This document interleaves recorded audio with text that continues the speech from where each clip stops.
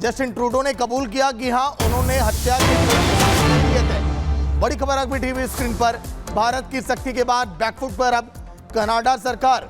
निज्जर मामले पर कनाडा के पीएम ट्रूडो का कबूलनामा सामने आया। निज्जर केस में भारत को कोई भी सबूत नहीं दिए, ट्रूडो ने कहा। आरोप लगाने से पहले कोई सबूत नहीं पेश किए गए। ट्रूडो ने स्वीकार किया कि उन्होंने निज्जर की हत्या पर भारत को असली सबूत नहीं दिया था। उन्होंने माना कि कनाडा ने सार्वजनिक रूप से भारत पर निज्जर की हत्या का आरोप लगाने से पहले केवल खुफिया जानकारी ही दी थी, लेकिन इससे संबंधित सबूत नहीं दिए थे। ट्रूडो ने कहा कि G20 में मैंने इस मुद्दे को पीएम मोदी के सामने भी उठाया था। बड़ी खबर यह, फिलहाल चेहरा बेनकाब ट्रूडो का कनाडा की पीएम, जिन्होंने आरोप लगाए थे भारत पर बेबुनियाद।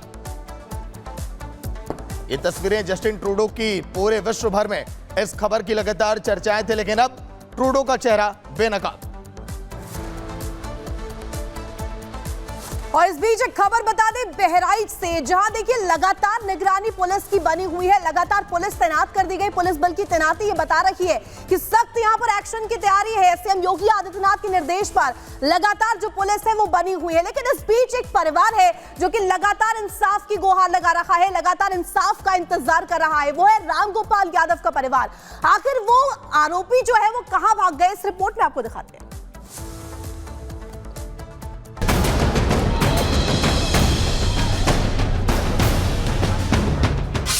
बहराइच के गुनहगार नेपाल फरार।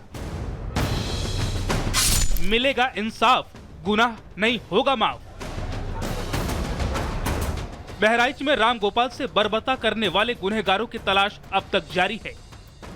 पीड़ित परिवार सिर्फ एक ही मांग कर रहा है और वो है इंसाफ, इंसाफ और इंसाफ। पुलिस ने 50 से ज्यादा गिरफ्तारियां की हैं, लेकिन जिनके हाथ रामगोपाल के खून से रंगे हुए हैं वो आखिर है कहां? बर्बरता की हर हद को पार करने वाले आखिर किस बिल में छिपे हैं? खबर है कि आरोपी अब्दुल हामिद नेपाल भाग गया है। यही नहीं, उसके दोनों बेटे सरफराज उर्फ सलाम और फहीम भी अभी तक पुलिस की गिरफ्त से दूर है। कहा जा रहा है कि तीनों ही नामजद आरोपी नेपाल भाग गए हैं। नेपाल तो हमारा मित्र देश है। नेपाल से आने में ज़्यादा दिन नहीं लगेगा अगर नेपाल में होगा। और कार्रवाई के लिए अब आप सरकार कितना और प्रशासन कितना मुस्तैद है, इससे आप अंदाज़ा लगा सकते हैं कि एसटीएफ के चीफ, एडीजी लाइन ऑर्डर, गृह सचिव यहीं कैंप किए हैं कल तक के। तो आप उसकी ग्रेविटी को जान सकते हैं कि सरकार कितना संवेदनशील है इसको वर्कआउट करने में। और आप अभी हैं, बहुत जल्द ही ये खुलासा होगा और कड़ी से कड़ी कार्रवाई को आप देखेंगे। बहराइच हिंसा पर बुधवार को दिल दहला देने वाला सच सामने आया। रामगोपाल मिश्रा की जो पोस्टमार्टम रिपोर्ट आई है वो आपकी रूह को झकझोर कर रख देगी। रामगोपाल को इस तरह तड़पा तड़पा कर मारा गया कि उसकी सच्चाई सुनकर किसी का भी कलेजा कांप उठेगा। मल्टीपल पिलेट इंजरी के कारण एक्सेसिव हैमरेज और शॉक से उस व्यक्ति की मृत्यु हुई है। करीब 25-30 छर्रे उसको लगे थे और उसके कारण एक्सेसिव हैमरेज के कारण उसका देहांत हुआ। सिर पे एक चोट है बाईं आंख के ऊपर जी, और पैर में बर्न के निशान है बड़े वाले अंगूठे में। वहीं बहराइच की घटना के बाद अब आने वाले त्योहारों को लेकर यूपी में पुलिस प्रशासन सख्त हो गया है। डीजीपी प्रशांत कुमार ने बहराइच की घटना की समीक्षा की, साथ ही जिम्मेदार पुलिस कर्मियों और अधिकारियों की रिपोर्ट तलब किया है। उन्होंने आगामी त्योहारों पर कानून व्यवस्था बनाए रखने के निर्देश दिए हैं और साफ साफ कहा है कि लापरवाही पर जिम्मेदार अफसरों पर एक्शन होगा। बहराइच के गुनहगारों की तलाश में अब योगी सरकार क्या एक्शन लेती है ये देखना होगा।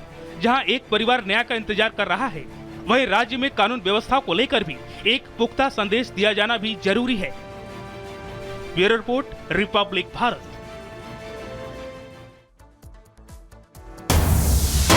इस बीच एक बड़ी खबर बता दें, यूपी के नोएडा से बड़ी खबर, जहां दो गुटों के बीच फायरिंग हुई है। केबल कनेक्शन के पैसों को लेकर के विवाद हुआ। पैसे मांगने पर घर पर फायरिंग की गई है। सेक्टर 20 थाना इलाके का यह पूरा मामला बताया जा रहा है। संजय नाम का आरोपी इस पूरे मामले को लेकर के गिरफ्तार किया गया है। तो नोएडा से बड़ी खबर आपको बता रहे, केबल कनेक्शन के पैसों को लेकर के यहाँ पर विवाद खड़ा हुआ और बताया जा रहा है इसी विवाद के तहत यहाँ पर फायरिंग हुई है।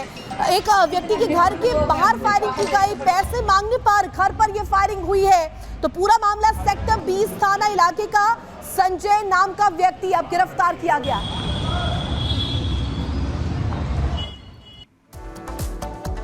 वहीं भोपाल में लोकायुक्त की टीम ने 6 ठिकानों पर छापेमारी की, लेकिन छापेमारी के दौरान एक शिक्षा अधिकारी तो काले धन का कुबेर निकला। जब उसके यहां पर छापेमारी की गई तो कितना कैश निकला, कितनी संपत्ति को जब्त किया गया और आखिर ये पूरा मामला क्या है, रिपोर्ट में आप देखिए।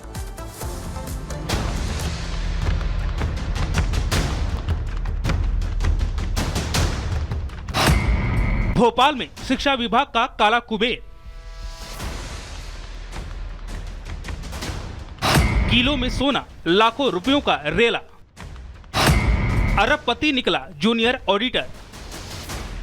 नेता और कारोबारियों को आपने देखा जिनके ठिकानों से काले धन का कुबेर निकला, लेकिन अब जो कैशलों का संसार मिला है एक शिक्षा विभाग के जूनियर ऑडिटर के घर।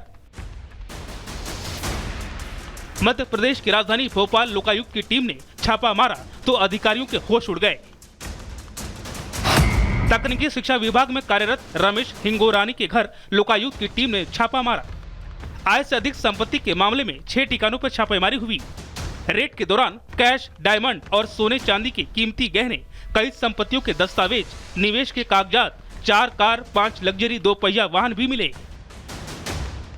भोपाल लोकायुक्त की टीम ने आज एक बड़ी कार्रवाई की है। ये कार्रवाई तकनीकी शिक्षा विभाग में ग्रेड 1 के पद पर पदस्थ रमेश हिंगोरानी जो हैं, इनके आवास के साथ साथ इनके 6 ठिकानों पर एक साथ लोकायुक्त की टीम ने कार्रवाई की है। ये लोकायुक्त के तमाम अफसर हैं जो कि इस घर में, जो कि रमेश हिंगोरानी का घर है, यहाँ पर सुबह 6 बजे से मौजूद है। यहाँ से काफी मात्रा में कैश, सोने के जेवर, डायमंड और प्रॉपर्टी के दस्तावेज मिले हैं।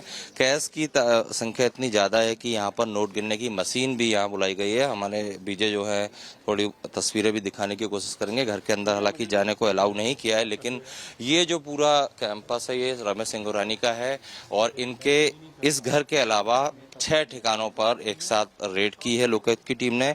6 टीमें लोकायुक्त की एक साथ कार्रवाई कर रही हैं, जिसमें सुबह 6 बजे से ये रेड चल रही है। हालांकि ये जो इन्वेस्टमेंट किया है रमेश हिंगोरानी का, जो रियल एस्टेट से लेकर तमाम जगह पर, इसका अनुमान लगाया जा रहा है, क्योंकि लोकायुक्त को ये शिकायत मिली थी कि आय से अधिक संपत्ति और भ्रष्टाचार की शिकायत मिली थी, जिसके तहत ये पूरी कार्रवाई की गई। देख रहे हैं यहाँ पर लोकायुक्त की जो है कार्रवाई फिलहाल जारी है और अनुमान ये लगाया जा रहा है कि जब लोकायुक्त की टीम पूरी रेड के बाद जब पूरा विश्लेषण करेगी दस्तावेजों को, उसकी कीमत का और उसका आंकड़ा निकल आएगा, तो ये जो रमेश हिंगोरानी है ये करीब 100 करोड़ के आसामी निकल सकते हैं और इसीलिए इनके खिलाफ भ्रष्टाचार और आय से अधिक की संपत्ति की शिकायत थी, जिसके चलते लोकायुक्त ने यहाँ पर रेड की है।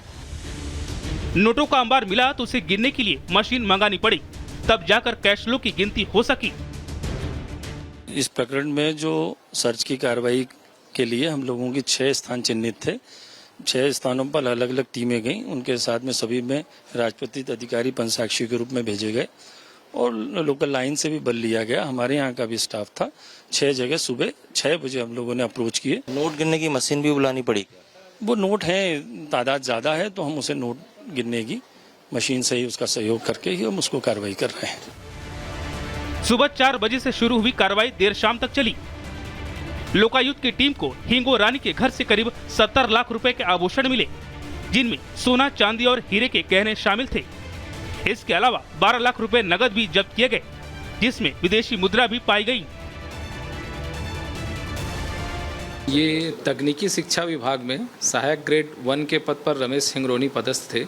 इनके संबंध में कंप्लेंट आई थी लोकायुक्त कार्यालय में कि इनके पास में आय से अधिक संपत्ति है। सत्यापन पर प्राइमा फेसी जो है आय से अधिक संपत्ति होने संबंधी जानकारी प्राप्त हुई। प्राइमा फेसी घर से काफ़ी मात्रा में जेवर, नगद और अन्य जगहों पर इनके मकान, दुकान और स्कूल से संबंध होने संबंधी जानकारी आ रही है।